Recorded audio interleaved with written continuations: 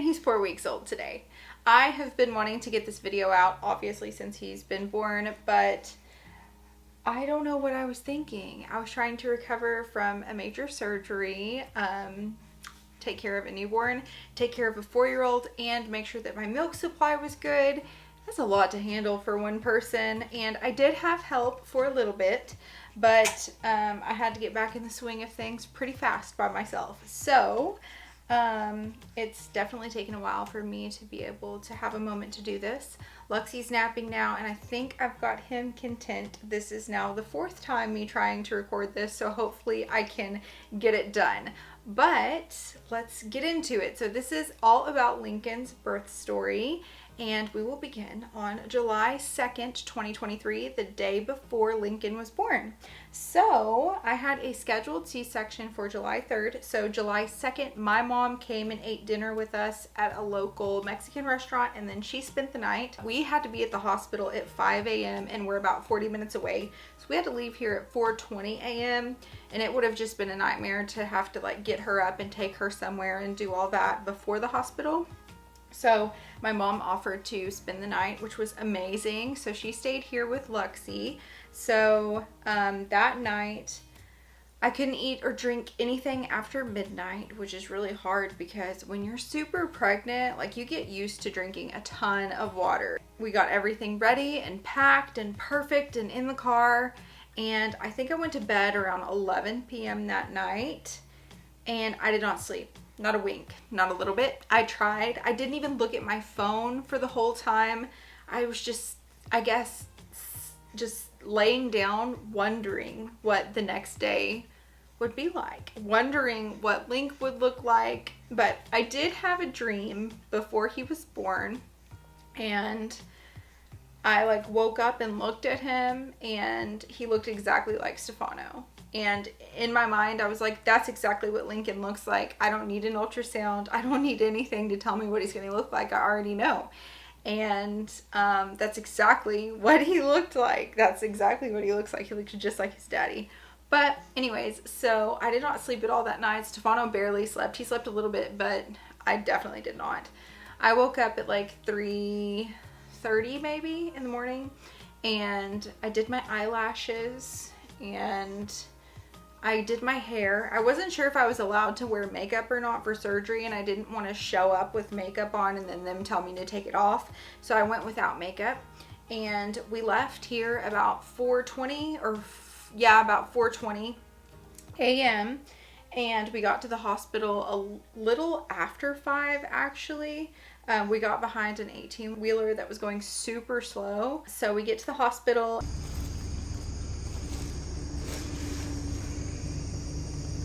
We're gonna have a baby. And I go to the nurse's station and we check in. She takes us to our room, and it's so nonchalant. We got in our room and she brought me all of my paperwork for the C-section, for the anesthesia, for all of that fun stuff. And they did my blood work for before surgery and started me on an IV. So the reason I had to get there so early is because they wanted to make sure that I had plenty of IV fluids. So they started me on an IV, which always feels so weird. We are here, all checked in. It is 6:50, and I think I'm going to have my C-section at 7:30. So we're getting really close. I have my IV in. I'm all monitored up so we can listen to Link, and it sounds like he's running a marathon in there, and it's a full moon.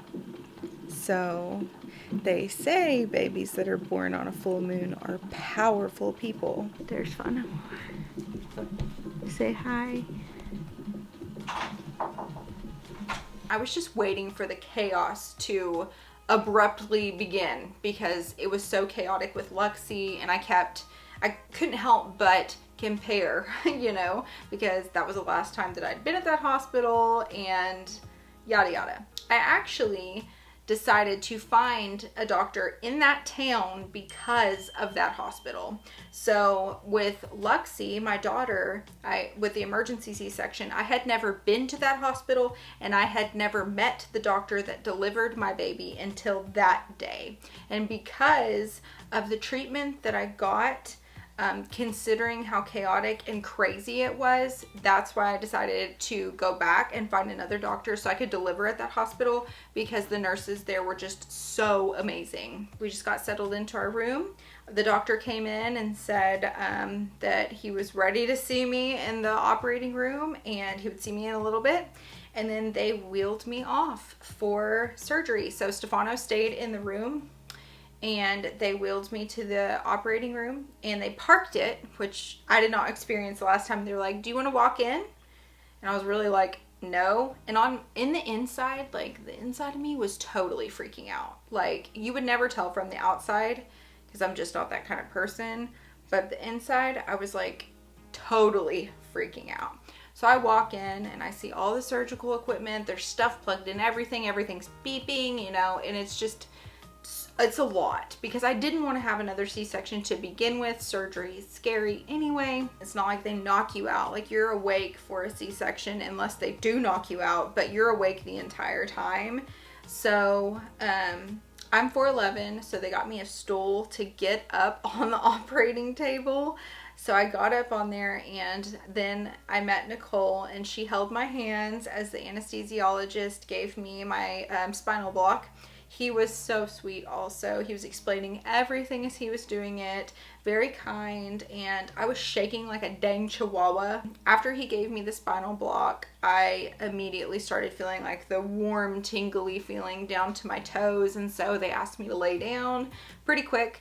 And so I laid down and I put my arms out. They have these little flip out things on an operating table to put your arms on. So I put my arms on those and they started like draping everything up and they started just getting everything checked.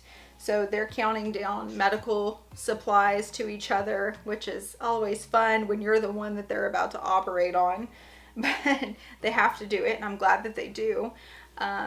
But they're doing all of that before the doctor comes in and the anesthesiologist does a check on me to see how numbed I am. So he's got like a cold rag. I think it was cold. Maybe it was warm. I can't remember. But he's like putting it on my side. He was like, do you feel that? Do you feel that? And I was like, no, I don't feel anything. And so he did it a couple minutes later, I would say. And he got up to like my neck and I couldn't feel anything. He was like, oh, we got you a little too numb there.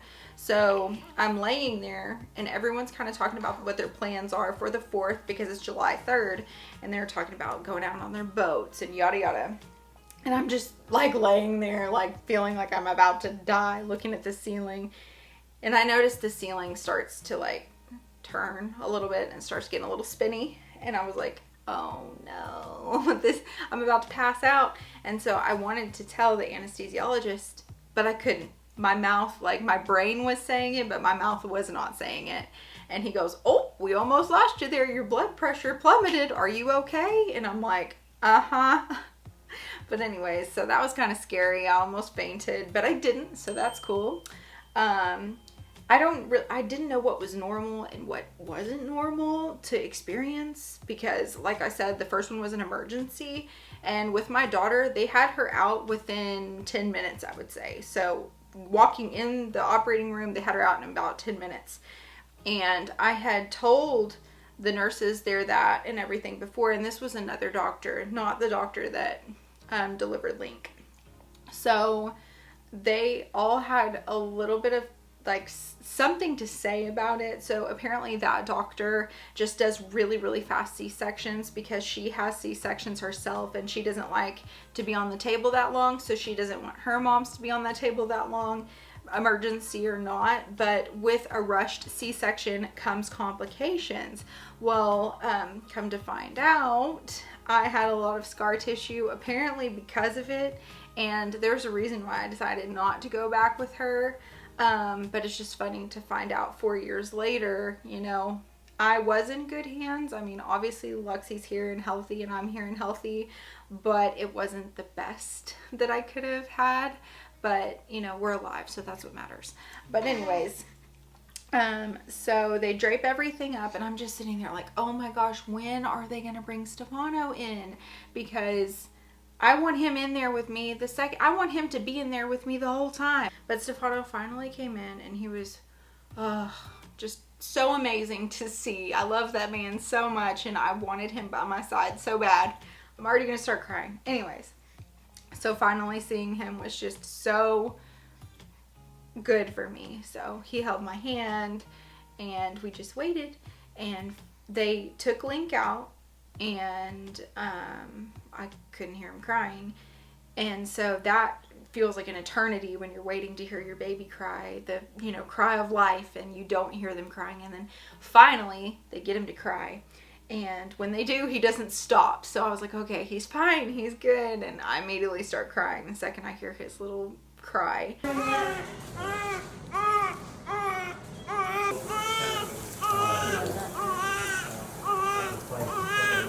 And Stefano said Link was like completely purple. So he had, I guess, swallowed a little bit of amniotic fluid on the way out.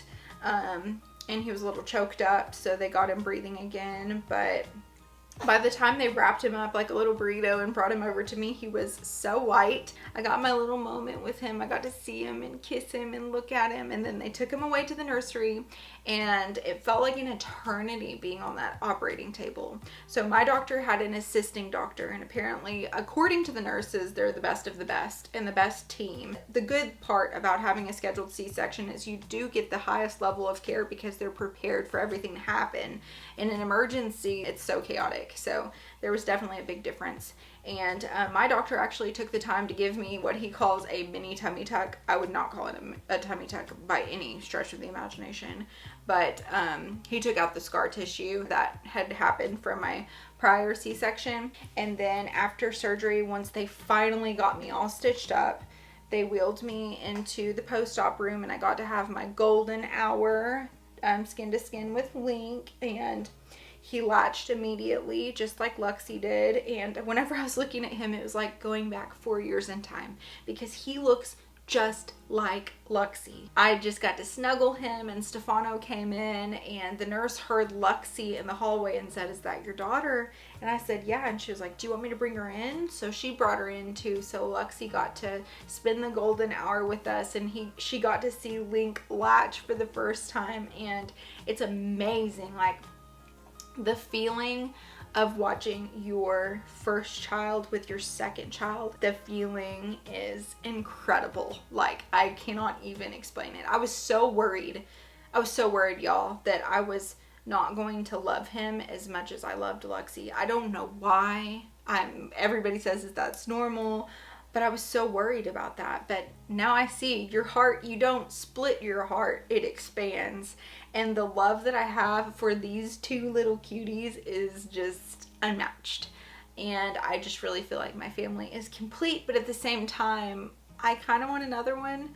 But I know what pregnancy does to my body, like during pregnancy and postpartum. So I don't know if I can do that again. Stefano says no. He says, we're done. We're done. But I just love kids and babies so much. I can't imagine saying that I'm done. But anyways, the golden hour was great. They had me on some pretty decent pain meds, but they had this system, their system had switched over or something, and I was the first patient to use it. And so some of like the orders were not going through for my pain medicine. It had been 4 or 5 hours since I had pain medicine, and that was not okay. But after explaining to my nurses, because like I had different nurses. My two favorites were Lindsay and Nicole, but I had other nurses, and I would say, you know, I'm in a lot of pain, and I'm not like the type to say that either. And so they'd be like, "Oh, well, you just had your pain meds. You're due in again for 3 hours." And I'm like, I did not just have pain meds. They didn't give me anything. But I don't want to sound like a druggie or anything, so I just didn't complain about it. I should have complained about it. I just had surgery and I had a baby. Like, come on. They should have hooked me up. But anyways, it's not their fault. It was just the system. The orders weren't going through from the doctors, yada, yada. But, so everything went according to plan. He was absolutely just perfect. That was the first thing Stefano said. "He's perfect, Jewel. He's perfect." And he is. He's such a good baby. It was really hard having somebody else watch Luxie for 2 nights in a row, because I didn't know how long I was going to be in the hospital for. I didn't know if there was going to be complications. I actually thought that I wasn't going to make it. Like, I had this underlying feeling of I'm not going to make it. I actually recorded myself reading all of Luxi's favorite books to her beforehand, so that way if something did happen to me, she had that. I don't know why. I really don't know why, but I really thought, what if something happened? He's such a big boy. Like, he is so strong. As soon as they put him on my chest, he immediately lifted his head up. Luxi did the same thing. And his little back is jacked. His little legs are so muscular. Oh, but that was the thing. So Link was estimated to be around 9 pounds. And he was 7 pounds, 10 ounces. He was not 9 pounds. As far as the birth goes, everything went well. But the most important thing after a C-section is to get up and walk and make yourself do it. And I knew that I had another child to get home to, so I pushed myself to get better faster, so that way I could be in the best shape that I could for Luxi. So I did get up within, I want to say, at hour 3 after my surgery. I was up and walking around in the hallways. They put the binder on me pretty shortly after too. And just because you have a C-section doesn't mean that they're not coming in and giving you that whatever the massage is. You know, they like stick their fist like on your stomach and push down to get all of the ooh and goo out. They were doing that to me just as frequently as they would with a vaginal delivery. That cannot be pulled out during a C-section, so all of that comes out like that, and just as it would with a vaginal delivery. So that part is not fun at all. We got to spend 48 hours in the hospital with Link. The nurses in the nursery were amazing too. This lady came in and she said, "You can call me Granny." And she was precious. She came and kept Link for me. And she would literally come in the room and wake me up because it was time for him to eat. And she was like, "You need some rest. Let me help you while you're here. It's my job and I love it. I love to babysit these babies." And she was just an angel. But they took very good care of me, and I'm very blessed to have had that experience because I just really thought that something bad was going to happen. I don't know why my brain kept telling me that and why I had anxiety about it all, but I just kept thinking something bad was going to happen and that it wasn't going to be as perfect as it ended up being. And don't get me wrong, like, it is very freaking hard. Like, I started getting night sweats really bad, and so they brought me a fan, so I was sweating a lot. And then, you know, at that time they're feeding very frequently, and your boobs and nipples and all that, you're getting used to having a baby on them. He was 7 pounds 10 ounces and 19 inches long, and all perfect. And just seeing Luxi and Lincoln together was just a beautiful experience. Whenever we were in our room, Link started crying and Luxi started singing "Twinkle Twinkle Little Star" to him, and he instantly stopped crying. And anytime after that, if he cried, she would sing to him and he would stop. Twinkle, twinkle, little star. Okay, just come in. That's just so freaking sweet. I think I covered everything, so thank you so much for watching. If you like this video, please give it a thumbs up and stay tuned for more newborn type videos, and hopefully I'll get back into the groove soon. It's been a while since I've uploaded a new video, but I wanted to get this one out first before I get anything else out because I get to introduce him. But yeah, this is Link. He's the newest member of the Mama Tried tribe, and we are so happy to have him. We'll see you next time, guys. Bye. You say bye, Link.